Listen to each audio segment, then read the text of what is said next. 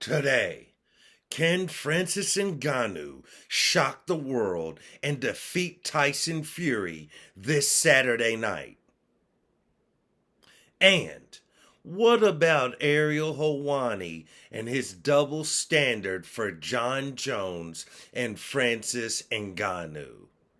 And what about Khamzat Chimaev, Sean Strickland, and Dricus Duplessis? A triangle for the middleweight championship. All of this and more on today's episode of Matter of Fact MMA. Let's go. What's up? What's happening? We right back at it. I'm right back in your grill, in your face. What's up now? What you got to say now? Nah. What's up, y'all? I appreciate you all for joining me for another episode of Matter of Fact MMA. Today we're just gonna do a little quick episode, not too long. I ain't gonna keep you too long. I ain't gonna hold you too long. So first off, let's start out with probably the biggest thing going on in combat sports this weekend will be Francis Ngannou stepping in the ring. I was about to say octagon, but in the ring with the lineal heavyweight champion Tyson Fury in boxing. So, I mean, there's not really a lot to say here. This is a foregone conclusion. Tyson Fury should win this fight. Everything points to Tyson Fury winning this fight. And that's just what it is. And, I mean, there's not a whole lot to break down around it. There's not a whole lot to say around it. Now, Tyson Fury, as they get closer, Tyson Fury's an interesting character, as everyone knows. If you've ever watched Tyson Fury or followed him at all, he's a quirky guy, to say the least. So dealing with him, I mean, as we get closer to this fight, he is definitely selling it. He seems like he's definitely taking the fight seriously. Granted, he was on Ariel Helwani's show a few days ago, and he was saying that, there was this big issue about he's supposed to go fight Alexander Usyk after this fight. And it's already been signed. It's a sealed deal, right? And Ariel kind of brought up to him like, yo, man, like, what's up with that? Like, how you going to sign this other fight when you still have to fight Francis? And everybody was kind of expecting him to arrogantly say, I'm just going to go out there and watch Francis and I'm going to move on to Usyk. But he gave Francis the proper respect, said he had been training hard for him, said it wasn't his call. It was the call of the people that are putting on that event to go ahead, get it signed, and to go ahead and start advertising it. So, kind of is what it is. I will give this point to the MMA guru. I believe he was the one that said he believes that the Francis Ngannou fight is simply to advertise the Usyk fight happening, a month or two later, which very, very well could be true.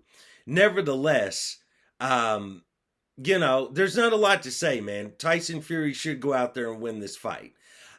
Technically, I don't see any way in the world that Francis Ngannou will win this fight. If Francis Ngannou wins this fight, he's going to have to bum rush Tyson Fury, which I know, like what? Like that hasn't been tried, like that would even work. But he's going to have to bum rush Tyson Fury, do that wild, crazy technique that he used to knock out Rosenstrike, where there wasn't really a lot of technique. He was just, and he was just throwing hands. Like, his wrists almost seemed like they was loose, pause. His arms just were flailing, but he knocked out Rosenstrike. So, we'll see how it goes, but I mean, everything points to Tyson Fury winning that fight. Let's move on. Now, speaking of Ariel Helwani has been on his soapbox for like the last month, going off about Tyson Fury signing this fight with Usyk, and in his opinion, overlooking Francis Ngannou.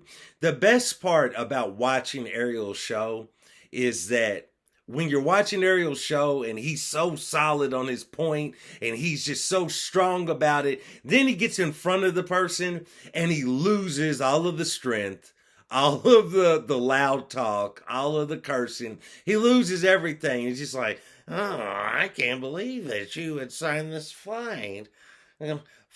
Sign this fight with Usyk. And I don't understand. And it's just like, and Tyson Fury straight sunned him and was like, yeah, that wasn't me. That was the group that's putting on the fight. I don't agree with it either. They did it. And then it was so perfect because Ariel was just left with a dead point. And he really didn't know where to pivot. He really didn't know where to go. So he actually thanked Tyson Fury for agreeing with him. Because, he's all about you got to agree with him. And then he moved on. My other point that I was going to make is that earlier this week, I saw him talking with some of his cohorts, which I really like both of these guys, New York Rick and Connor Burks. Both of these guys are awesome when you get them away from Ariel Helwani. Ariel Helwani kind of has like this deal where it's like any other correspondents for MMA fighting, when they're with him, they're insufferable because everybody, it seems to me, in my opinion, I'm not saying this is fact, it seems that they all have to cater to Ariel when they're with him. When they're on a show with him, on a program with him, they all have to cater to him and cater his ego. And they kind of have to alley-oop, they kind of have to lob, NBA style. They kind of have to alley-oop the ball up for Ariel to make his points. So he was talking to these two guys about the Jon Jones situation with him tearing his pectoral muscle. And Ariel is going off about they should strip Jon of the belt and make Tom Aspinall or whoever wins between Tom Aspinall and Sergey Pavlovich the new heavyweight champion. And New York Rick is like, yo, bro, I mean, the man is injured. He's injured. He'll probably be out for 8 months, but he's coming back and he'll defend the belt. And what I found to be so great, this is yet another episode of Ariel Helwani and hypocrisy. Ariel Helwani is just like, what do you mean? I mean, he's not going to defend the belt and he's injured and I don't care about the Stipe Jones fight and why are we holding up the division? And I just wanted to bring up the point that years ago when Francis Ngannou beat the same dude that Jon Jones beat, I can't remember his name, the Frenchman. Y'all know what I'm talking about. When he beat Cyril Gane for the heavyweight title, that was to unify the belts because Cyril Gane had a interim title at the time.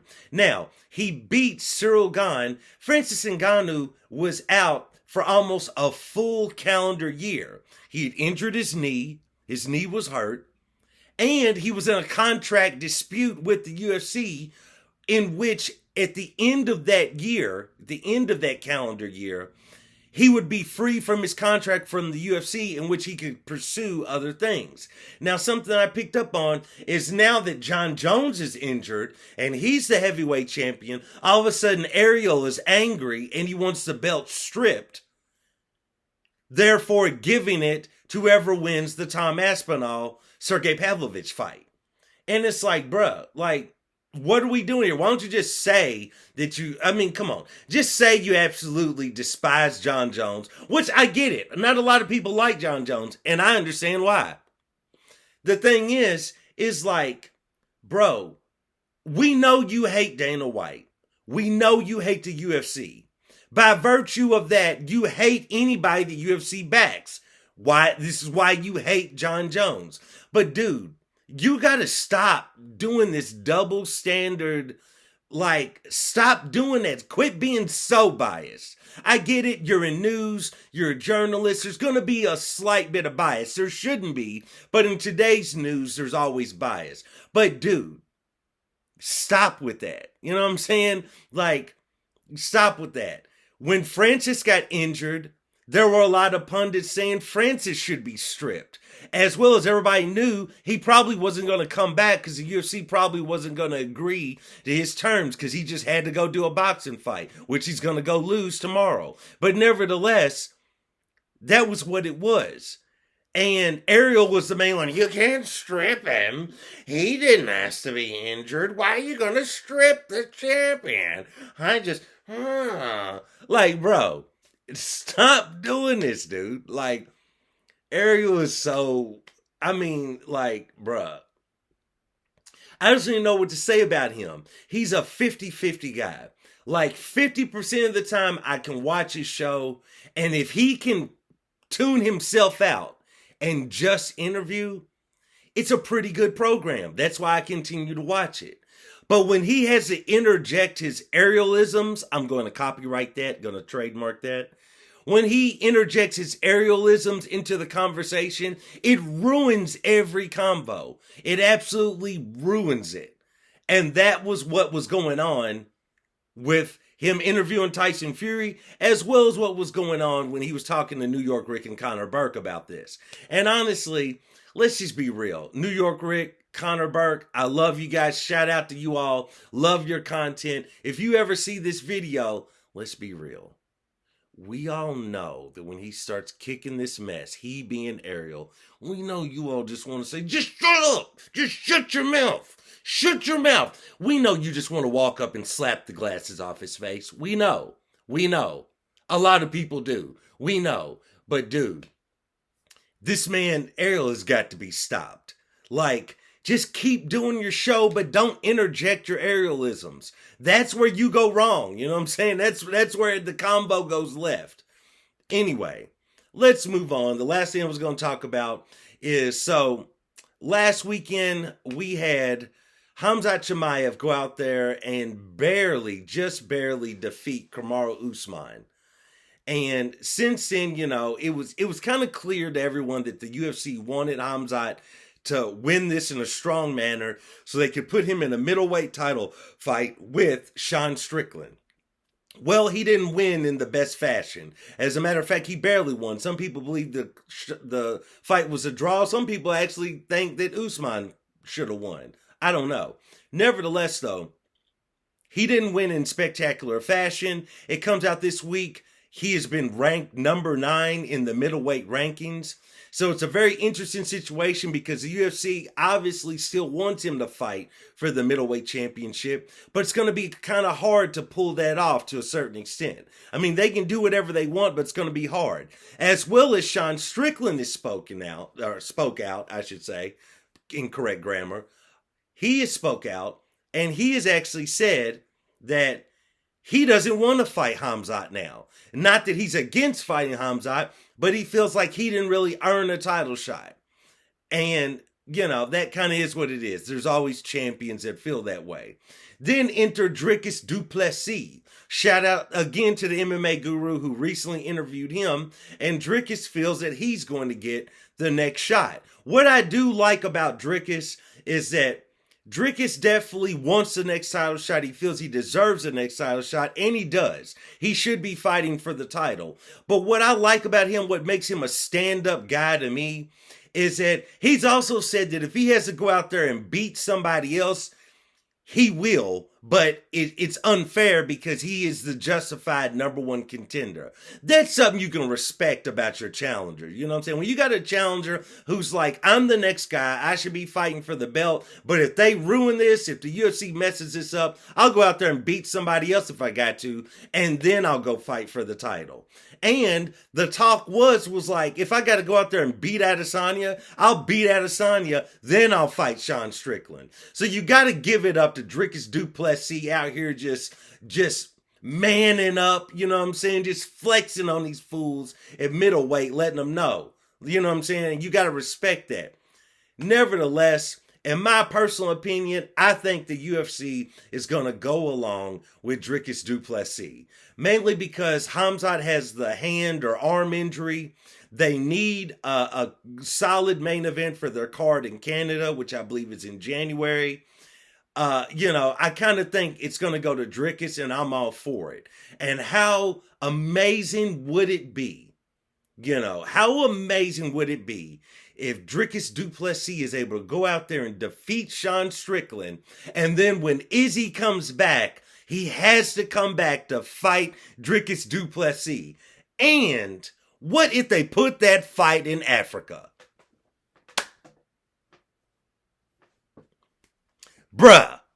That's what I'm talking about. Let's make it all happen. You know what I'm saying? Let's will this to happen. Matter of fact, MMA fans, if you're watching this, let's make this happen. We want to see Dricus du Plessis versus Sean Strickland. We want Dricus du Plessis to win. Then we want Israel Adesanya to come back, and we can have the grudge match for the middleweight championship of the world. There you go. And if you can, UFC, put it in Africa, and we can just print money. We straight to the bank with it. I mean, come on, bro.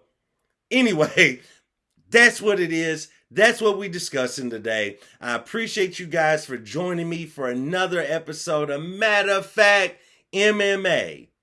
And I'll check you next time. Peace.